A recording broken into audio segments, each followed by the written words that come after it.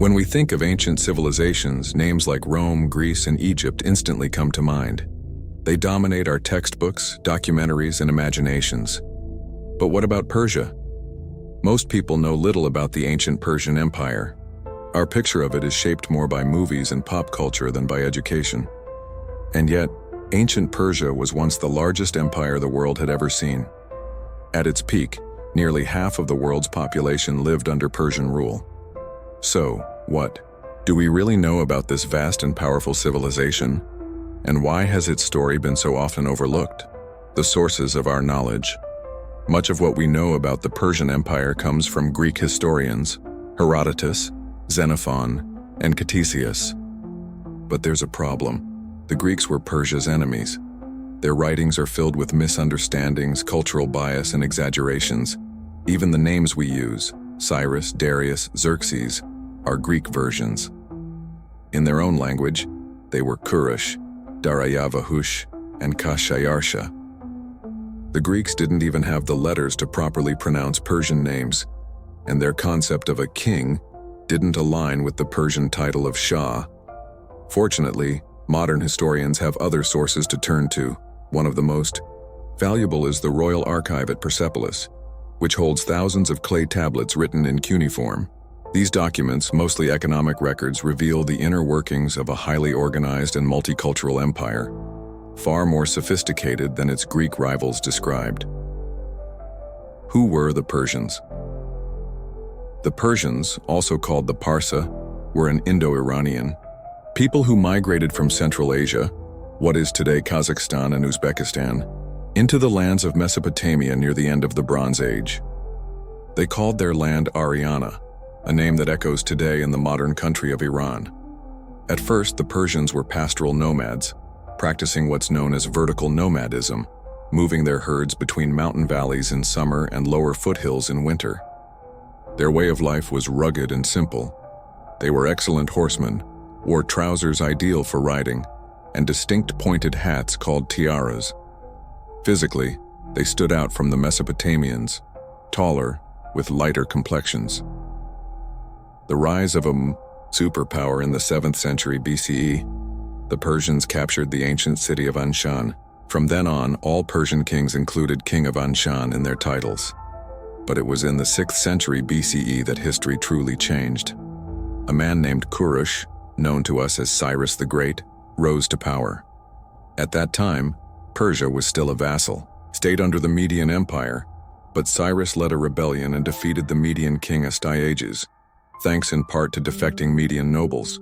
With the Median Empire overthrown, Cyrus built a new capital, Pasargadae, and launched an astonishing campaign of conquest. He swept through Parthia, Armenia, Cappadocia, Elam, Lydia, and parts of Ionia. Some regions, like Cilicia and Hyrcania, surrendered without resistance. But Cyrus's greatest challenge lay in the heart of Mesopotamia, the Neo-Babylonian Empire. The fall of Babylon, according to legend, Babylon's patron god Marduk grew displeased with King Nabonidus and chose Cyrus as his champion. In reality, Babylon's elite had lost faith in their king.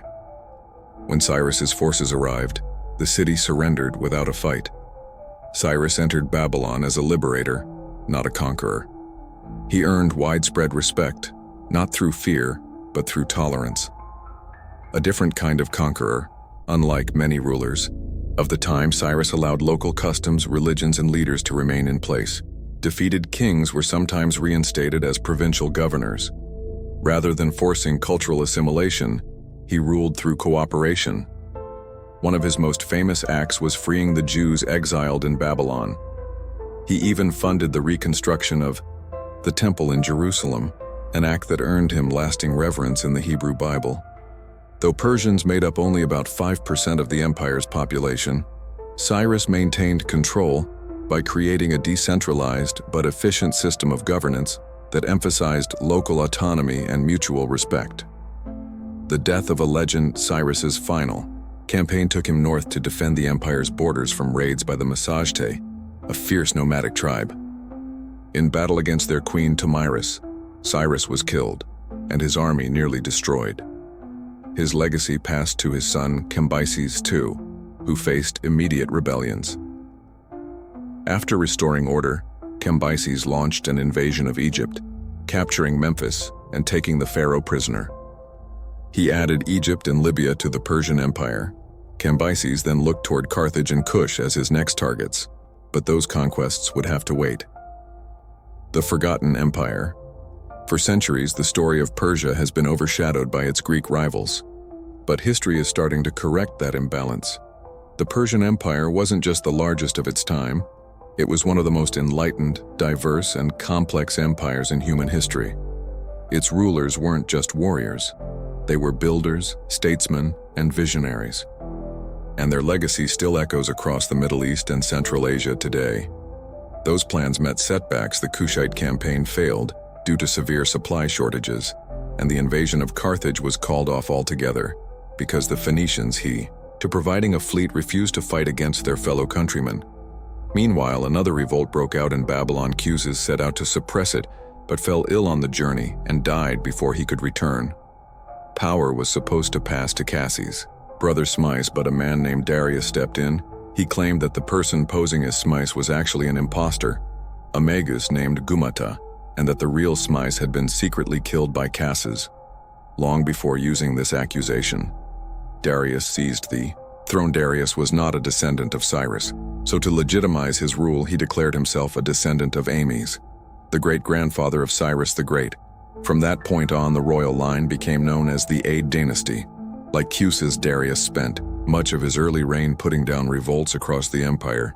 He launched an unsuccessful campaign against the Scythians north of the Black Sea, added Thce to the empire, formed an alliance with Macedonia, and fought against the Greeks.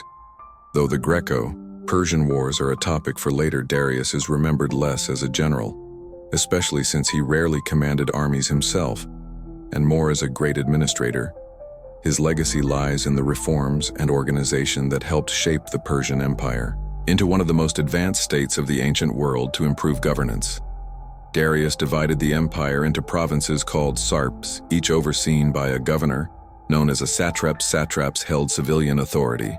They managed infrastructure, maintained roads and military depots, collected taxes, and oversaw justice.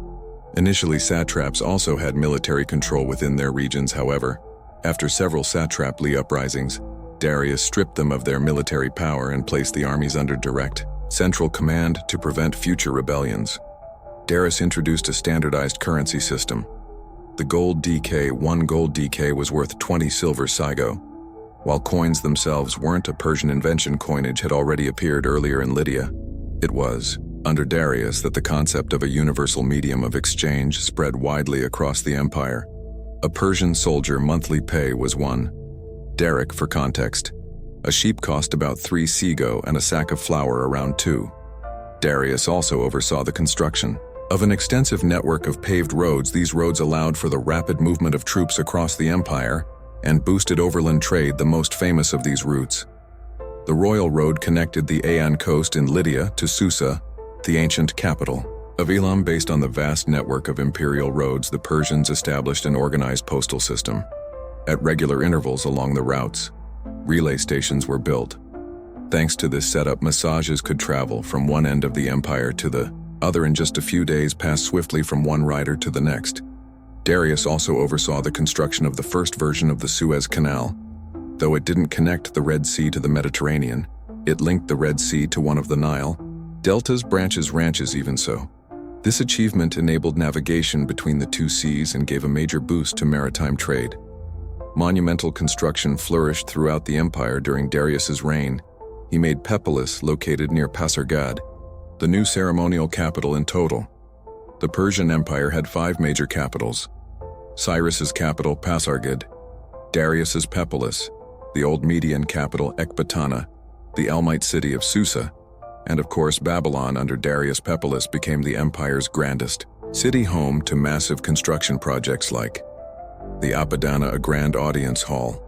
Craftsmen from all corners of the empire built elaborate structures, sculptures, and monuments just outside the cities. The Persians created lush gardens, known in their language as Parada, word that eventually gave us paradise. The backbone of the Persian army was the immortals, an elite force of professional heavy infantry clad in armor and armed with spears, swords, and bows. This unit always maintained a constant strength of 10,000 men. There was fierce competition for a place in their ranks. Whenever a soldier was killed, retired, or incapacitated, he was immediately replaced, keeping the number steady. However, the name Immortals may be a mistranslation of a Persian word meaning companions. But thanks to Herodotus, the term Immortals stuck in historical literature. The Persian army's light infantry was made up of archers and slingers.